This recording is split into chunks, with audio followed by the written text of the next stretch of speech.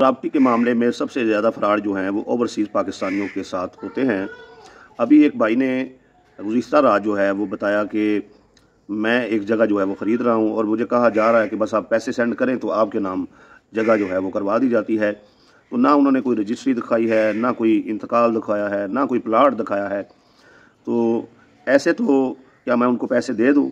मोहतरम भाई, ऐसे नहीं होता। सबसे पहले आप उन्हें कहें, अगर आपके पास आपने फौरी पेमेंट अदा करनी है, कि तुम मुझे फ़र्द बराए बै जो है वो ला के दो। ठीक हो गया जी। उसके बाद उसे कहो कि भाई मुझे मुतलका जो है वो प्लाट दिखाओ। प्लाट पर आप 2-4 हज़ार ईंटें मंगवा कर 2-2 फुट जो है वो निशानदेही करें। प्लाट का कोई मसला होगा तो उधर कोई बंदा जो है वो आ जाएगा। और दूसरी बात ये है, फिर कंप्यूटराइज फ़र्द भी मिले तो फिर भी उस हल्के के पटवारी के पास जाकर सारा उसका रिकॉर्ड चेक करें कि ये कोई गलियों वगैरह के नंबर तो नहीं है। सारी तसल्ली करने के बाद जो है आप रजिस्ट्री तैयार करवाएं और फिर जो है रजिस्ट्री के मौका पर जब आपके नाम रजिस्ट्री हो जाए उसी मौका पर जो है वो चेक की सूरत में या ड्राफ्ट की सूरत में जो है आपने पैसे अदा करने हैं।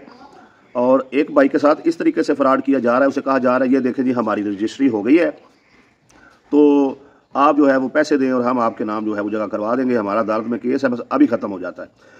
तो उस भाई ने भी रब्ता किया, अभी रजिस्ट्री तो उनके पास है ना, मैं पैसे दे दूं?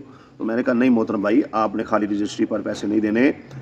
अभी इसका इंतकाल नहीं हुआ है, अल्लाह जाने किस वजह से जो है वो स्टे हुआ है। इंतकाल जब नहीं इसका हुआ, इसके पास अभी तक मुकम्मल तौर पर इसके नाम जगह नहीं हुई, ये फ़र्द बराए बै ले ही नहीं सकता।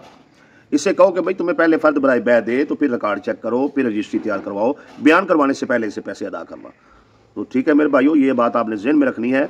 प्लाट देखना है, जो वो फ़र्द बराए बै देगा उसका मुतलका हल्के के पटवारी से जाके रिकॉर्ड देखना है, रजिस्ट्री तैयार करवानी है, बयान करवाने हैं जब, तो उस मौका पर जो है आपने पैसे अदा करने हैं।